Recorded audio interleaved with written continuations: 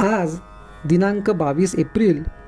आजच्या प्रवचनाचा विषय सत्समागम हा सर्व साधनांचा राजा. मनुष्य जन्माला येणे, संतांची भेट होणे आणि त्यांना ओळखून त्यांचा सहवास होणे या तिन्ही गोष्टी फार दुर्घट आहेत. म्हणूनच संत समागमासारखा लाभ नाही असे म्हणतात. सत्समागम म्हणजे सर्व साधनांचा राजा होय. काही मागण्याची इच्छाच संत नष्ट करतात, मग मिळवायचे कुठे राहते. संत बनणे व्यावहारिकदृष्ट्या काही सुखाचे नसते. एखाद्या स्नानसंध्याशील आणि सदाचरणी माणसाच्या अंगावर तेज दिसते, कारण देहाला धरून झालेल्या कर्माचे ते तेज असते. पण एखाद्या सत्पुरुषाच्या देहावर बाहेर तसे तेज दिसणारही नाही.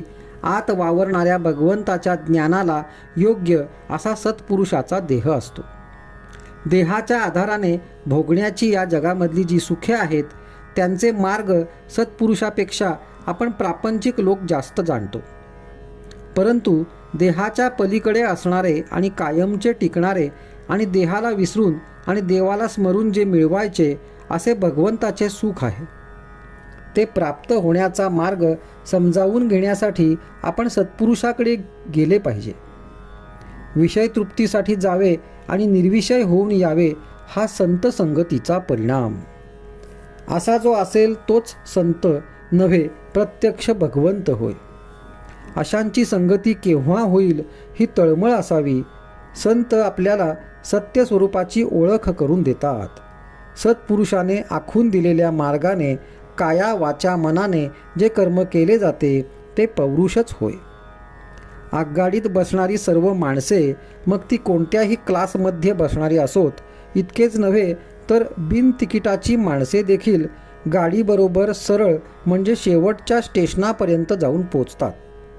त्याचप्रमाणे संतांची संगत करणारी सर्व माणसे भगवंतापर्यंत पोचतात. त्यांच्यामधली बिन तिकिटाची म्हणजे दुष्ट, पापी, दुराचारी, त्याज्य आणि अयोग्य अशी माणसेसुद्धा तरून जातात. मात्र कोणीही गाडी तेवढी सोडता कामा नये. हाच सत्संगतीचा महिमा. परमार्थ साधण्यासाठी सत्संगती फार उपयोगी पडते. ही संगती 3 प्रकारची असते.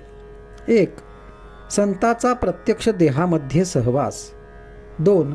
संताने सांगितलेल्या मंत्राचा सहवास. आणि 3.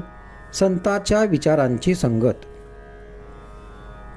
संगतीचा परिणाम नकळत होतो, म्हणून सत्संगती धरावी. आपण ज्याकरिता जन्माला आलो ते कारण फक्त संतच उमगले, म्हणून त्यांना शरण जावे. संत स्वतः समाधान मिळवून ते दुसऱ्याला देतात, हे त्यांचे आपल्यावर केवढे उपकार आहेत. आजचा सुविचार. संताजवळ जे समाधान असते ते आपल्याला लाभले म्हणजे संताची प्रचिती आली असे समजावे.